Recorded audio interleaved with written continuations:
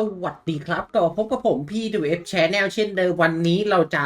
มาสรุปอัปเดตนะครับผมในวันที่ 5 มีนาคมนะครับผมบอกเลยว่าแพทเนี้ยอัปเดตใหญ่มากมีการปรับบาลานซ์ตัวละคร EX ด้วยนะครับผมซึ่งจะมีตัวอะไรบ้างบอกได้เลยว่าทุกตัวละครที่เป็น EX นะครับอาทีนาก็ตามฮาเดสนะครับผมอาเลสนะอพอลโลหรือแม้แต่จะเป็นโพไซดอนก็ได้รับการปรับเนิร์ฟหมดเลยนะครับผมก็คือเก่งขึ้นทุกตัวแน่นอนซึ่งจะปรับอะไรบ้างเดี๋ยวพาไปดูกันก่อนจะไปชมคลิปฝากกดไลค์กด Subscribe เพื่อเป็นกำลังใจกับผมPWF Channel ในการทำคลิปต่อๆไปด้วยนะครับแล้วก็ฝากไว้ด้วยกับสปอนเซอร์ใหญ่ใจดีของเรานะครับผมและพี่ๆท่านใดนะครับที่สนใจที่จะเติมเกมออนไลน์นะครับผมแนะนำเลยร้าน TGS เติมเกมช็อปนะครับผมซึ่งพี่ๆสามารถเข้าเว็บไซต์นะครับ Line แอดหรือ Facebook ก็ได้ซึ่งถ้าเข้าผ่านเว็บไซต์นะครับจะมีเกมให้เลือกเยอะมากมายว่าจะเป็น PUBG Mobile Identity V นะครับ Mobile Legends Bang Bang หรือจะเป็น RV RMC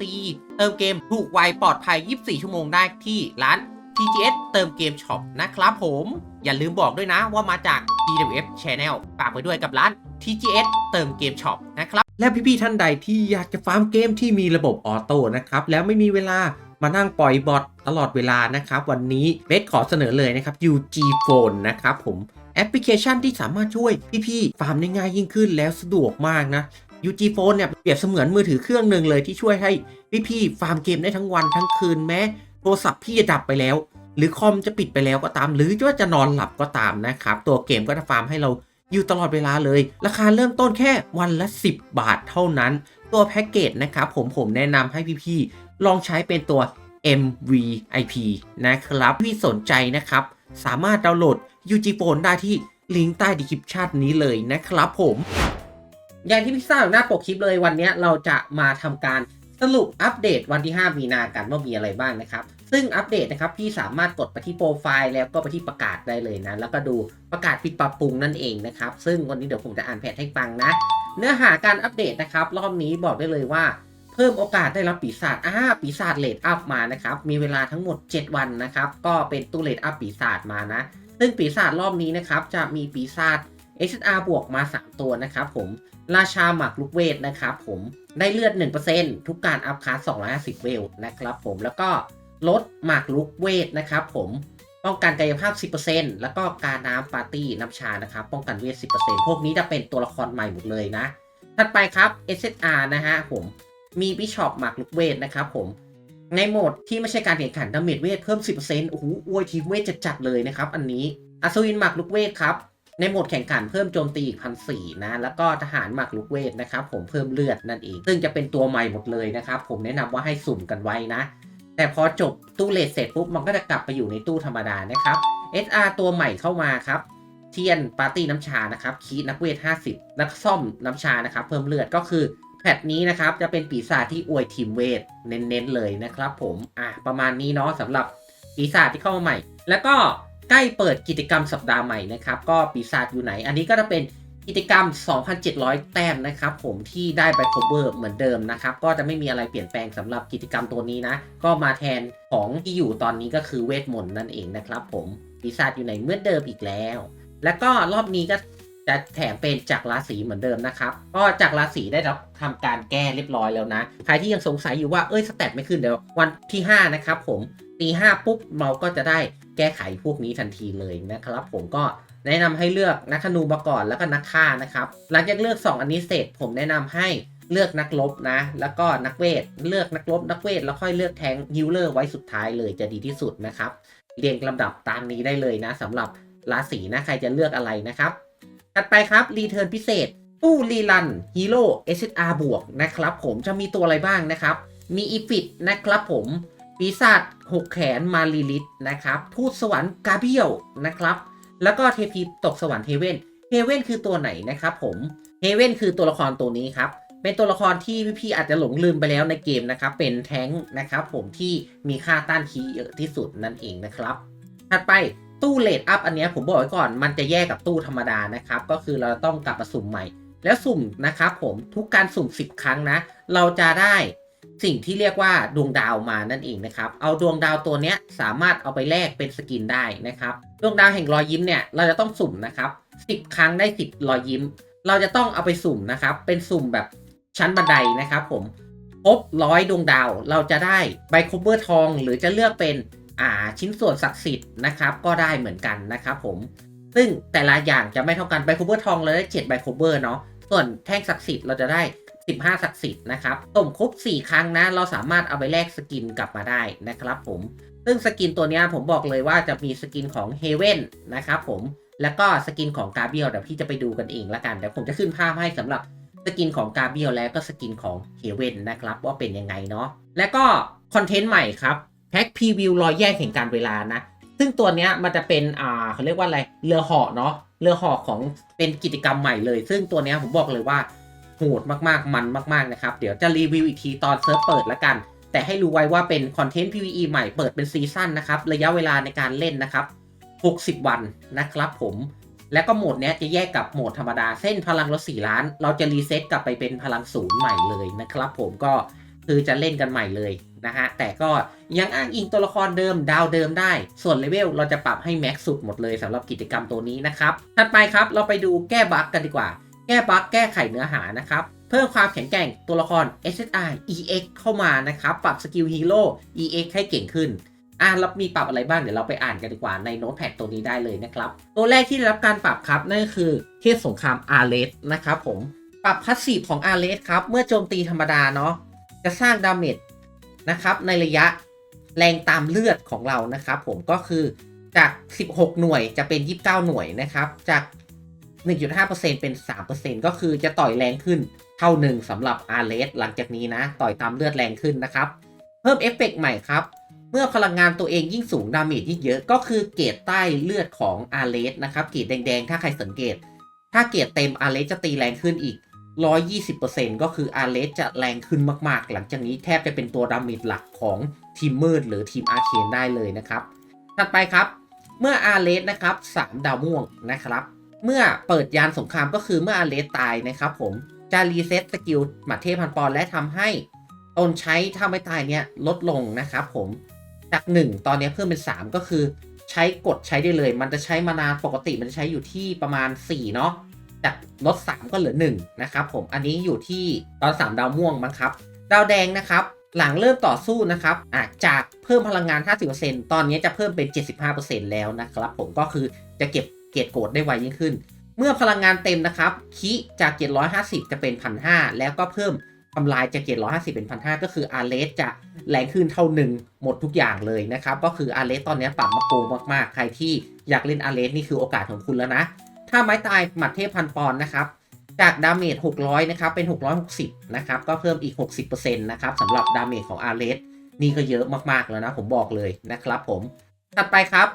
แนบดาเมจนะครับผมที่แรงตามเลือดนะครับผมเพิ่มอีกเท่าตัวหนึ่งเลยอย่าเรียกว่าเท่าตัวเรียกว่า3เท่าก็ได้นะครับจาก44เป็น88แล้วก็จาก 2% เป็น 6% ของเลือดนะครับแล้วก็ดาเมจแรงตามเลือดนะครับหลังจากนี้ไม่จำเป็นต้องทำการเก็บเกรดเต็มเพราะว่าก่อนหน้านี้คือถ้าเกรดไม่เต็มเราจะไม่ต่อยแรงตามเลือดนะครับตอนนี้ถึงแม้เกรดไม่เต็มก็แรงขึ้นเหมือนเดิมนะครับผมก็คือหลังจากนี้อาร์เลสมีเกรดไม่มีเกรดก็ต่อยแรงเหมือนกันบอกเลยว่าใครที่เจออาร์เลสในหออาจจะต้องระวังไว้เพราะว่ามันต่อยแรงมากๆนะครับแล้วก็เพิ่มเอฟเฟกต์ใหม่ครับเมื่อพลังงานยิ่งสูงดาเมจยิ่งแรงขึ้นเหมือนเดิมครับยิ่งพลังงานเยอะนะครับก็ยิ่งต่อยแรงขึ้นนะครับถัดไปสกิลระเบิดหมัดนะครับต่อยไปข้างหน้าเป็นลูกพัดนั่นเองสกิลนี้ก็แรงขึ้นนะครับดาเมจแรงตามเลือดก็จะแรงขึ้นจาก19เป็น44แล้วก็แรงตามเลือดเพิ่มขึ้นจาก 1.5 เป็น 4% นะครับผมเมื่อพลังงานเต็มนะครับจากปกติเราได้โล่แค่ 30% ตอนนี้เป็น 45% แล้วสำหรับอาร์เลสก็ลั่นเหมือนเดิมแน่นอนนะครับผมสกิลถัดไปครับสกิลสุดท้ายของอาร์เลสนะครับเมื่ออีกฝ่ายอยู่ในสถานะควบคุมนะครับก็จะแรงขึ้นเป็น 60% นะครับจากประมาณ 40% มั้งนะครับเป็น 60 ก็คือแรงมากๆสำหรับอาร์เลสตอนนี้นะคือบอกเลยว่าเปลี่ยนเมตาแน่นอนสำหรับอาร์เลสทีมมืดนะครับผมหรือว่าทีมอาร์เคนก็เล่นได้เพราะต่อยรัวๆได้เหมือนกันนะครับผมแต่จะอาจติดสตันยากขึ้นหน่อยนะครับถัดไปครับบัฟอะพอลโลนะครับผมเพิ่งเข้ามาก็บัฟกันซะแล้วนะครับอะพอลโลนะครับเกมบอกว่าทุกสแต็กนะครับผมที่เรายิงตามเลือดใส่ศัตรูเนาะตอนเนี้ยจากดาเมจ2นะครับ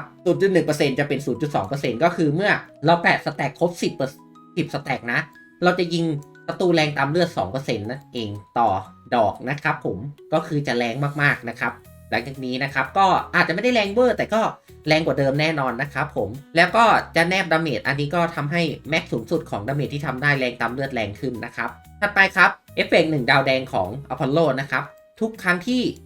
ตนมีสแต็กครบ10นะครับผมดาเมจคีจาก 8% เป็น 12% นะครับผมก็ทำให้เก็บสแต็กได้ง่ายยิ่งขึ้นเนาะทำให้ดาเมจมันแรงขึ้นนั่นแหละนะครับเมื่อสแต็กเต็มถัดไปครับถ้าไม้ตายของอพอลโลนะครับดาเมจเป็น 74% แล้วก็เพิ่มสกิลนะครับผมทำให้สกิลเนี้ยถึกขึ้นจาก 30% เป็น 40% ทำให้อพอลโลตายยากยิ่งขึ้นนะครับผมส่วนสกิลยิง5แฉกนะครับผมจาก 34% เป็น 43% แรงขึ้นนิดนึงนะครับก็ดีกว่าไม่ปรับนะถัดไปครับการยิงกระจายของอพอลโลนะครับเมื่ออยู่ในสถานะพรเนาะอพอลโลจะยิงกระจายได้แล้วยิงกระจายตอนนี้ปรับให้แรงขึ้นเท่าหนึ่งของสกิลเลยจะเรียกว่าเท่าหนึ่งไม่ถูกเรียกว่าเกือบ2เท่าของสกิลเลยนะครับจาก 5% เป็น 15% แล้วก็ 95 ดาเมจนะครับเป็น 190 ดาเมจก็อพอลโลจะมาทำให้ตัวละครมันเก่งยิ่งขึ้นจากตอนแรกที่ทำอะไรไม่ได้เลยนะครับถัดไปอาร์ทีนาครับอันนี้มีปรับนิดหน่อยนะครับผมทำให้อาร์เทนาตีโต้ได้ง่ายยิ่งขึ้นจาก 30% เป็น 40% นะครับผมและก็3ดาวนะครับเปอร์เซ็นต์ของการสะท้อนก็จะเยอะยิ่งขึ้นนะครับผมจาก 30% เป็น 40% ในการโต้นะครับผม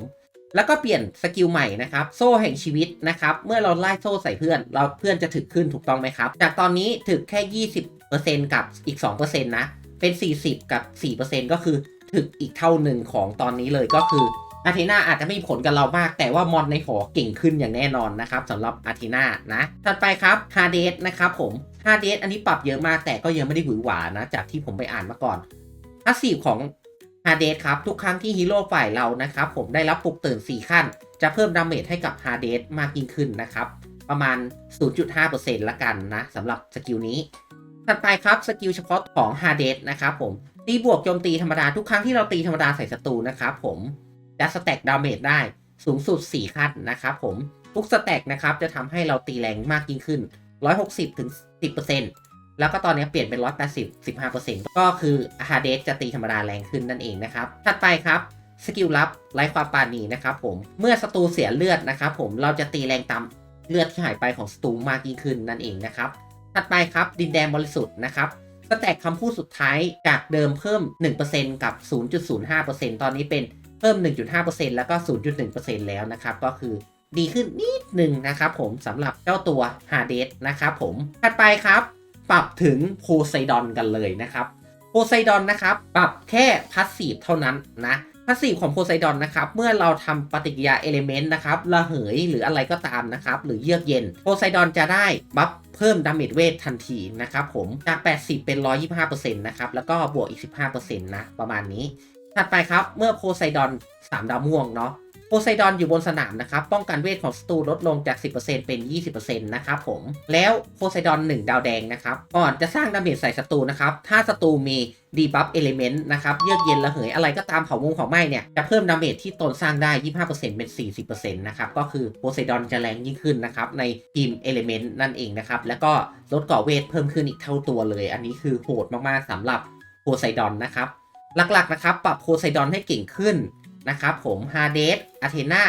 อพอลโลและก็รวมถึงอาร์เลสที่ได้บัฟแบบมหาศาลที่สุดเลยนะครับถัดไปเราไปอ่านที่ตัวอัปเดตต่อไปกันดีกว่าสำหรับแก้บั๊กฟิกนะครับเกมได้บอกไว้ว่าถัดไปครับเพิ่มฟังก์ชันอัญเชิญและล่าสมบัตินะครับผมให้มันเยอะขึ้นจากปกติเราอัญเชิญได้ทีละ10ใช่ไหมทีละ5ตอนนี้ทีละ100ก็ได้ทีละ50ก็ได้ทีละ200ก็ได้นะครับปรับให้มันเล่นง่ายยิ่งขึ้นนะครับถัดไปครับเพิ่มแฟรี่ผู้ช่วยน้อยนะครับทำให้แฟรี่กวาดล้างได้เยอะขึ้นกวาดล้างบททดสอบของ KP ได้ส่งก็สามารถให้แฟรี่ช่วยส่งได้แล้วหลังจากนี้นะครับกวาดล้างรอยแยกแดนเทพได้แล้วรอยแยกแดนเทพเราก็ไม่จำเป็นต้องเข้าไปเล่นแล้วนะครับฟังก์ชันกวาดล้างท้าทายหัวใจปีศาจก็เพิ่มเข้ามานะครับก็ตอนนี้เหลือแค่ลานประลองแล้วล่ะถ้ามีลานประลองเข้ามาคือหลังนี้เราก็ไม่จำเป็นต้องเล่นเกมนี้อีกแล้วนะครับก็สามารถใช้แฟรี่เล่นได้หมดเลยนะครับ